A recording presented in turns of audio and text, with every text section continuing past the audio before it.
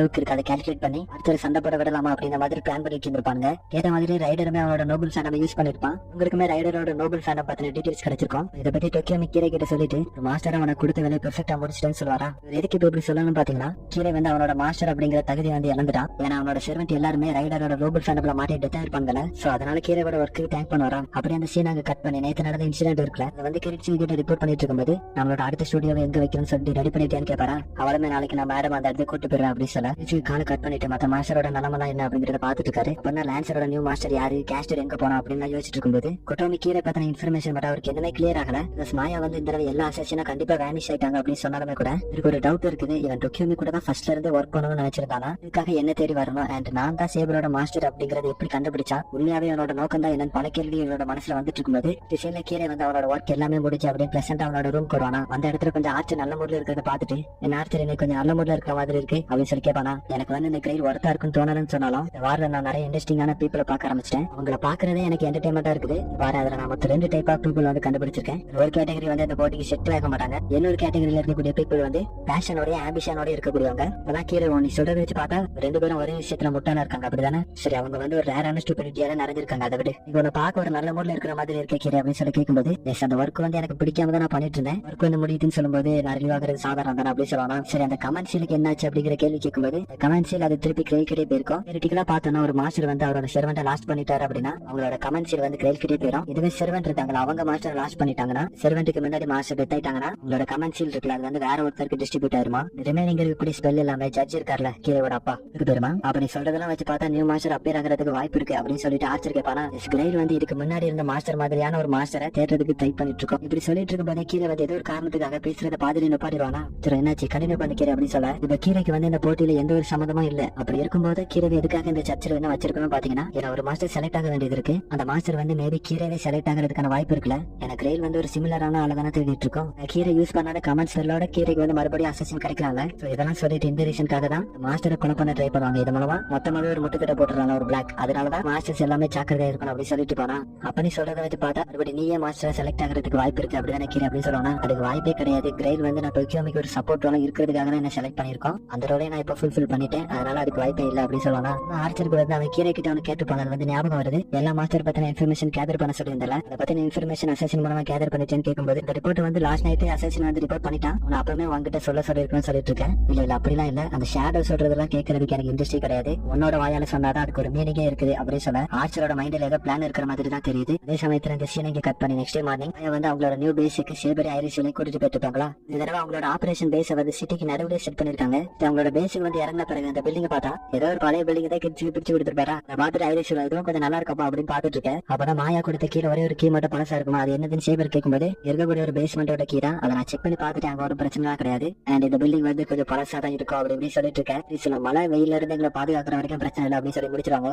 அந்த இடத்தோட எல்லா இன்ஃபர்மேஷன் சொல்லிட்டு போயிருவாளா. சில சேபர் பார்த்தா அவரோட புது வீட்டுக்குள்ள போய் சுத்தி பார்க்கலாம் அப்படின்னு சொல்லிட்டு இருக்கேன். வந்து பார்த்தா பல நாட்கள் விட்டு வச்ச ஒரு இடம் மாதிரி இருக்குமா. அதை பார்த்துட்டு ஜப்பான்ல உள்ள பேய் வீடு மாதிரி எல்லாம் இருக்கு அப்படின்னு சொல்லி பேசிட்டு இருக்கேன். நான் வந்து ஒரு தடவை கிழிச்சி கிட்ட ஜப்பானோட மேட்ச் எப்படி இருக்கும் அப்படின்னு பார்க்கணும்னு ஆசைப்பட்டு பேசிட்டு இருந்தேன். அதை வந்து கிழிச்சி கண்டிப்பா ஞாபகம் வச்சுட்டு அந்த இடத்த புக் பண்ணிருக்கணும்னு பேசிட்டு இருப்பாங்களா. சரி என்ன பண்ணாலுமே அதை வந்து ஒரு பாசிட்டிவ் கண்ணோட்டத்தோட பார்க்கவே செய்றாங்க. நான் அவங்க உள்ள வந்து பார்க்கும்போது ஃபுல்லாவே ஓப்பன் ஏரியாவா இருக்குமா. வந்து ஒரு ஆபரேஷன் பேஸுக்கு வந்து நல்லா இருக்காது. ஒரு ஸ்டோனால கட்டப்பட்ட பில்டிங்கா இருந்தா நல்லா இருக்கும் அவங்களோட ப்ரிஃபரன்ஸ் சொல்லிட்டு இருக்கேன். ஏன்னா இவங்க ஏதாவது ஸ்பெல் கேஷ் பண்றது இல்ல பெர்ஃபார்ம் பண்ண முயற்சி பண்ணிட்டு இருந்தாங்கன்னா அது வந்து ஈஸியாக அவுட்டர்ல இருக்கிறவங்களால பார்க்க முடியல. அதனால ஒரு க்ளோஸ்டான பிளேஸ் ப்ரிஃபர் பண்றதா சொல்லிட்டு இருப்பாங்க. அப்பதான் சேபருக்கு மாயா சொன்ன பேஸ்மெண்ட் வந்து ஞாபகம் வரும். அந்த பேஸ்மெண்ட் கூட்டு போய் காமிக்கும் போது ஐரிஷியல் அந்த பேஸ்மெண்ட் பார்த்துட்டு இங்க ஸ்பெல்ல கேஷ் பண்ண கரெக்டா இருக்கும் அப்படின்னு சொல்லிட்டு சேபரை சர்க்கிள் பண்றது அந்த மாதிரியான வேலையை பார்க்க சொல்லுவாங்களா. இவருக்கு வந்து டவுட்டா இருக்கும். காரை நம்மள தான் ஓட்ட சொன்னாங்க. அவங்களுக்கு கார் ஓட்டுறதுக்கு ரொம்பவே பிடிக்கும். இப்படி இருந்தா நம்ம கார் ஓட்ட சொன்னாங்க. இப்போ சர்க்கிள் கூட நம்மள தான் போட சொல்றாங்க. தப்பா இருக்கு நீங்க என்கிட்ட ஏதோ மறைக்கிறீங்கன்னு சொல்லி கேட்கும்போது நான் நினைச்ச மாதிரி ஏதோ உங்ககிட்ட என்னால எதையுமே ஹைட் பண்ண முடியல. என்னோட கையை கூட அப்படி சொல்லிட்டு என்னோட ஃபுல் சென்ட் கொடுத்து உங்களோட கையை ஸ்குவீஸ் பண்ண போறேன் அப்படி சொல்லுவாங்களா. அவங்களோட கையை தொட்ட மாதிரி தான் இருக்கும். சேபர் என்ன பண்றீங்கன்னு சொல்லி கேட்கும்போது என்னால முடிஞ்சதே இவ்வளவுதான், என்னால ஒண்ணுமே பண்ண முடியல அப்படி சொல்லுவாங்களா.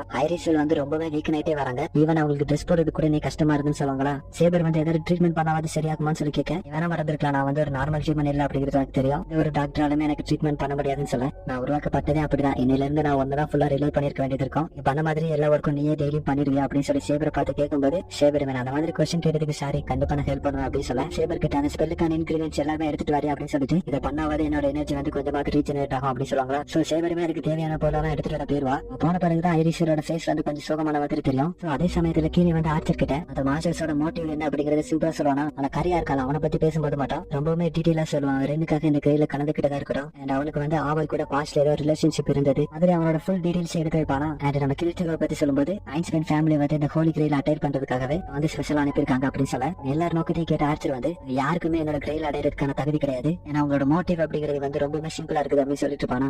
அவ்வளவுக்குள்ள அசசினை வச்சு கஷ்டப்பட்டு இன்ஃபர்மேஷன் கலெக்ட் பண்ணது ஒண்ணுமே இல்லைன்னு சொல்ல வரையும் கீரை கேட்கும்போது அப்படி சொல்ல வரல. உனக்கு நீ எதுல இன்ட்ரெஸ்டா இருக்கு அப்படிங்கறதுல நீ அவர இல்ல. நீ மத்த மாஸ்டர்ஸை பத்தி பேசும்போது நீ அந்த அளவுக்கு பேஷனோட பேசினியா இல்ல. நீ ஒருத்த மேல ரொம்பவுமே இன்ட்ரெஸ்ட் காமிச்சிட்டு இருந்த. நீ அப்படி நினைச்சிட்டு இருந்த அவ்வளவுதான். நீ பர்சேக்கரோட மாஸ்டர் கரியா அவனை பத்தி பேசும்போது மட்டும் பேஷனோடவும் ஒரு இன்ட்ரெஸ்டோடவும் பேசினேன். அண்ட் அவனை பத்தின நிறைய இன்ஃபர்மேஷன் நீ கொடுத்த. கேட்ட கீரை வந்து அவனை பத்தின இன்ஃபர்மேஷன் கலெக்ட் பண்றது கொஞ்சம் கஷ்டமா இருந்தது. அப்படி கலெக்ட் பண்ணும்போது எனக்கு நிறைய இன்ஃபர்மேஷன் கிடைச்சது. அதனாலதான் அவனை பத்தின நிறைய டீடைல்ஸ் எனக்கு கிடைச்சதுன்னு சொல்லலாம். ஆர்ச்சர் விட மாட்டேங்கிறான். நீ வந்து அசாசினுக்கு அந்த டீடைல்ஸ் எல்லாம் கிடைக்கிற மாதிரி ரிசர்ச் பண்ண ஆர்டர் பண்ணிருக்கேன். அதுவும் உனக்கு அன்கான்சியஸாவே அதுல ஒரு இன்ட்ரெஸ்ட் இருந்தனாலதான் அப்படி பண்ணிருக்கேன்னு சொல்லலாம். சிம்பிளா சொல்ல போனா கீரை வந்து மத்த மாஸ்டர்ஸ் பத்தி ரிசர்ச் பண்ணணும்னு சொல்ல போனா வந்து ஆக்சுவலி கிளியர் பண்ணிடுவான். அது வந்து அவ்வளவு பெரிய மேட்டர் இல்லங்கிற மாதிரி. ஆனா கரியாவோட மேட்டர்னு வரும்போது அவனுக்கு வந்து ரொம்பவுமே இன்ட்ரெஸ்டா இருக்குது. அவன் எந்த மாதிரியான முடிவு எடுப்பான் அப்படிங்கறத தெரிஞ்சுக்கிறதுல ரொம்பவுமே இன்ட்ரெஸ்டா இருக்கு. சோ இதை வந்து ஆர்ச்சருமே ஃபைன் பண்ணி கீரையோட மனசுக்குள்ள எது இன்ட்ரெஸ்டா இருக்கு அப்படிங்கறத நீயே தெரியாம இருக்கிற. இதுதான் உன்னோட இன்ட்ரெஸ்ட். இதுதான் உனக்கு என்டர்டைன்மெண்ட்னே தருது அப்படின்னு சொல்லுவானா. நீ வந்து இப்பவுமே அதை அட்மிட் பண்ண மாட்டேங்கிறான். என்டர்டைன்மெண்ட் அது வந்து பிளஷர்னு சொல்லலாம்.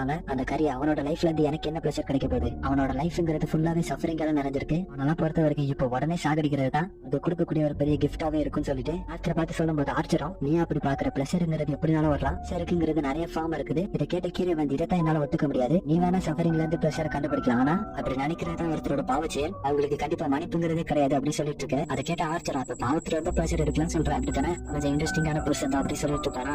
சரணா கீரைக்கு வந்து அவனோட லெஃப்ட் ஆர்ம் வந்து வலிக்க ஆரம்பிக்குது. சோ என்னன்னு பாத்தீங்கன்னா அந்த கமெண்ட் சீல் வந்து மறுபடியும் கீரை கிட்டே வந்துருச்சு. அப்ப கீரையோட கையில அந்த கமெண்ட் சீல் அப்பேராக அது இப்படிதான் நடக்கும்னு நினைச்சேன். ஆனா அது இவ்வளவு சீக்கிரமா நடக்கும் எதிர்பார்க்கலாம்னு ஆர்ச்சர் சொல்லிட்டு இருக்கேன். இது வந்து இது எப்படி நடந்துச்சு. இப்படி நடக்கிறதுக்கு வாய்ப்பே இல்ல. ஆனா என்ன எந்த ஒரு செர்வெண்ட்டுமே அவங்களோட ஒப்பந்தத்துல இருந்து வெளியே வரவே இல்ல. இதுக்குள்ள எப்படி இன்னொரு மாஸ்டர் சூஸ் பண்ணாங்க அப்படின்னு சொல்லி ஆச்சரியப்பட்டு இருக்கேன். இதுலயே தெரியுது அந்த கிரெயில் வந்து வாக்கிட்ட இருந்து ஏதோ ஒண்ணு எக்ஸெப்ட் பண்ணுது.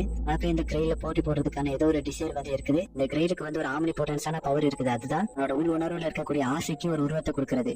இதை கேட்ட கீரை வந்து எனக்கு இந்த கிரெயில போட்டி போடுறதுக்கு ஒரு ஆசை இருக்குதா அப்படின்னு சொல்லி ஆச்சரியமா கேட்பானா. சோ அதே சமயத்துல ஆர்ச்சர் சொன்னது எல்லாத்தையுமே கால்குலேட் பண்ணி எனக்கு இந்த கிரெயில போட்டி போடுறதுக்கு என்ன அறியாமே ஒரு ஆசை இருக்குது அப்படின்னு சொல்லும்போது என்னோட டீச்சருக்கு எளிமையாக வேண்டியது இருக்கும் அப்படின்னு சொல்ல ஆர்ச்சரோட பிளான வந்து நம்ம இந்த இடத்துல கொஞ்சம் புரிஞ்சுக்கலாம். கீரை கிட்ட என்ன சொல்லுவானா, நீ அப்படின்னா என் கூட சண்டை போட வேண்டியது இருக்கும். நீ இந்த கிரெயில வின் பண்ணணும்னா உனக்கு வந்து ஒரு ஸ்ட்ராங்கான செர்வெண்ட் தேவைப்படும். அந்த செர்வெண்டையுமே நீ மத்த மாஸ்டர் வந்து ஸ்டீல் பண்ணி திருடிக்கிட்டா மட்டும்தான் முடியும். கான வழியை நீ தான் பாத்துக்கணும்னு சொல்லிட்டு முன்னாடி இருக்க செஸ் போர்ட்ல இருந்து ஒரு ஆர்ச்சர் காயினை மட்டும் தூக்குவானா. அது மூலமா என்ன சொல்ல வரா, டொக்கியோமே கொண்டுட்டு நான் உன்னோட செர்வெண்டா மாத்திக்கிறேன் அப்படின்னு சொல்ல வரா. இதை வந்து இப்போதைக்கு கீரை புரிஞ்சுக்கிட்ட மாதிரி தெரியல. ஆனா ஆர்ச்சர் கீரைவை பார்த்து என்னது உனக்கு என்டர்டைன்மெண்ட் அப்படிங்கறத காமிச்சிட்டேன். அந்த என்டர்டைன்மெண்ட் வந்து உனக்கான பிளஷரை லீட் பண்ணும். அந்த பிளஷர் உனக்கான ஹாப்பினஸ் கொடுக்கும்.